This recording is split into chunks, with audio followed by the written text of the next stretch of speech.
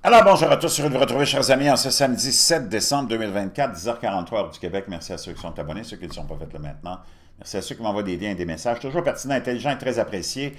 Merci à ceux qui vont commenter la vidéo, la partager et écraser le petit pouce en l'air. On le sait, depuis plusieurs décennies, notre classe dirigeante, le culte qui nous gouverne, avec son allié qui lui appartient, le complexe médiatique, on fait tourner l'idée d'une urgence climatique, d'un changement climatique qui serait relié à l'utilisation de l'énergie fossile qu'on appelle le pétrole.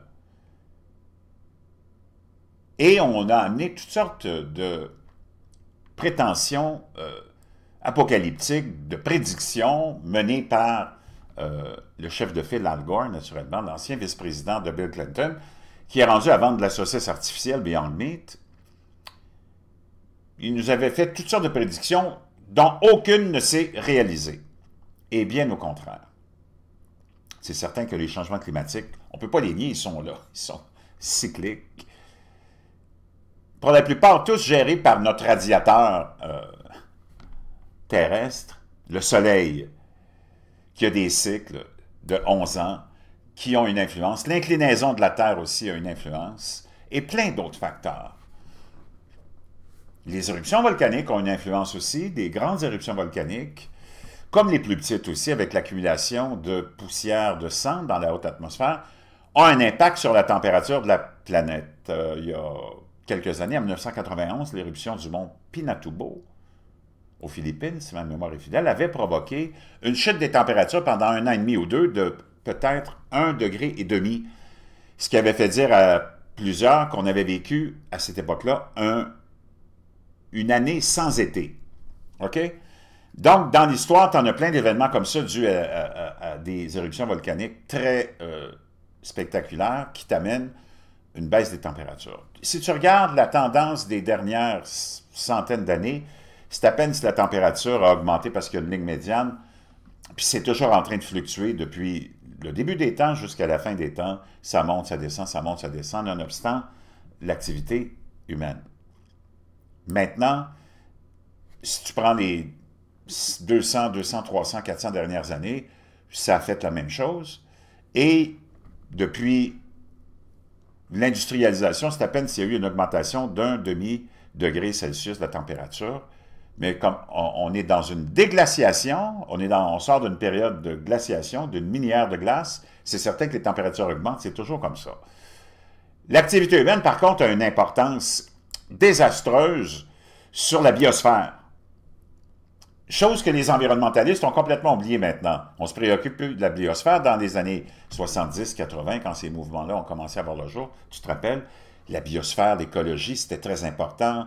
La faune marine, la faune, la flore, l'air, la terre, tout ça, ça comptait. Mais là, maintenant, on a tout oublié ça. On a quitté ce bon combat qui était très louable pour embarquer dans la politique, parce que tout ce monde-là a été acheté et contrôlé par le complexe qui nous gouverne, pour nous dépouiller de j'imagine, dans une guerre économique, pour naturellement enlever un certain pouvoir à certains pays qui ont du pétrole et ainsi de suite. Je ne sais pas, c'est très complexe, mais ça m'amène à la nouvelle que je vais te partager aujourd'hui. La seule façon dont ces gens-là ont maintenant pour combattre le réchauffement climatique, c'est de te taxer, puis d'imprimer, puis de tout remettre ce combat-là à l'argent, au dollar. Les radicaux du sommet sur le climat COP29 réclament des milliers de milliards, pas des milliards, des milliers de milliards, la COP29, le sommet annuel des Nations Unies. Sur l'alarmisme climatique, c'est terminé en prolongation ce week-end par un accord obligeant les pays riches à investir 300 milliards de dollars par année dans le financement climatique pour la prochaine décennie, provoquant l'indignation des militants écologistes qui ont qualifié ces sommes de ridiculement faibles. L'accord de 300 milliards de dollars représente 50 milliards de dollars de plus que ce que proposaient les participants les plus riches vendredi, date à laquelle le sommet était censé se terminer. Néanmoins, certains militants extrémistes du climat espéraient voir des engagements allant jusqu'à 1000 1000 milliards de dollars de redistribution des richesses des États les plus riches vers les pays en développement, investis dans l'atténuation des effets du prétendu changement climatique. Les partis ont convenu d'un montant supplémentaire de 50 milliards de dollars après que les agitateurs climatiques aient critiqué les 250 milliards de dollars proposés par dans des déclarations publiques la semaine dernière. L'objectif proposé de mobiliser 250 milliards de dollars par année d'ici 2035 est totalement inacceptable et inadéquat pour mettre en œuvre l'accord de Paris, a déclaré l'ambassadeur Ali Mohamed, envoyé spécial du Kenya pour la présidence du groupe africain de négociateurs au journal britannique de gauche The Guardian. 250 milliards de dollars entraîneront des pertes humaines inacceptables en Afrique et dans le monde entier et mettront en péril l'avenir de notre monde. C'est complètement délirant. Wow! Ce dernier projet de texte sur le nouvel accord, naturellement en démonisant tout ça, puis en créant un apocalypse qui n'existe pas, on crée la peur chez vous pour que tu acceptes, puis que de toute façon, il n'y a personne qui se soucie de ça. Le savais-tu même, toi, que la COP 29 avait eu lieu, puis qu'on était pour donner 300 milliards de dollars par année? Non. Parce que le monde se fout de tout, puis on est trop occupé à essayer de survivre. Bien, ces gens-là le savent et ils se mettent 300 milliards de dollars dans les poches. Penses-tu que ça va aller aider vraiment les Kenyans, les Africains ou les populations ces pays en voie de développement? Pas pour 5 sous.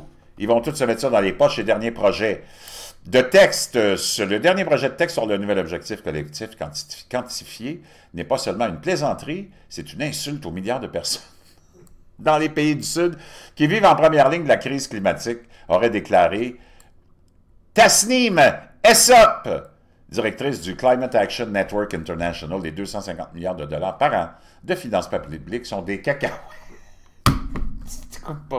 C'est comme on est dans... Wow, tu te demandes même si c'est pas une parodie, mais non, tout ça, c'est complètement vrai. Des reportages en provenance de l'intérieur de l'événement organisé par le géant des combustibles fossiles azerbaïdjanais ont écrit un contingent de militants amers, exaspérés et finalement déçus. Bloomberg, qui rapporte sur place, a fourni des détails dramatiques, notamment le fait que plusieurs pays ont quitté les négociations à un moment donné et que les salles de conférence se sont retrouvées à court de nourriture, ce qui a irrité les diplomates. Les événements COP, officiellement la conférence des parties à la Convention cadre des Nations unies sur les changements climatiques, sont des réunions annuelles au cours desquelles les nations parties conviennent d'engagements destinés à lutter contre la prétendue crise climatique. Ces réunions sont devenues de plus en plus controversées depuis que les Nations unies ont proposé d'accueillir ces réunions à des pays ayant un intérêt direct à stimuler l'industrie des combustibles fossiles. L'année dernière, les Émirats arabes unis ont accueilli la COP28 qui a confié la présidence de l'événement au directeur de la compagnie pétrolière nationale d'Abu Dhabi, ADNOC, le sultan Ahmed Al-Jaber.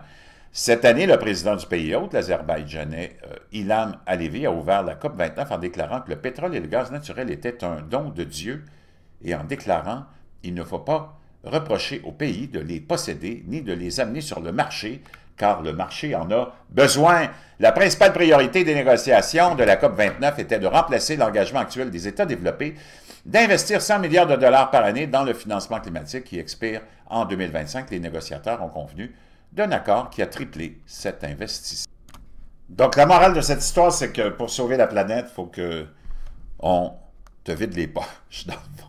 C'est complètement hallucinant. Guterres a exhorté les pays à agir rapidement pour mettre en commun des fonds de réponse en l'accord.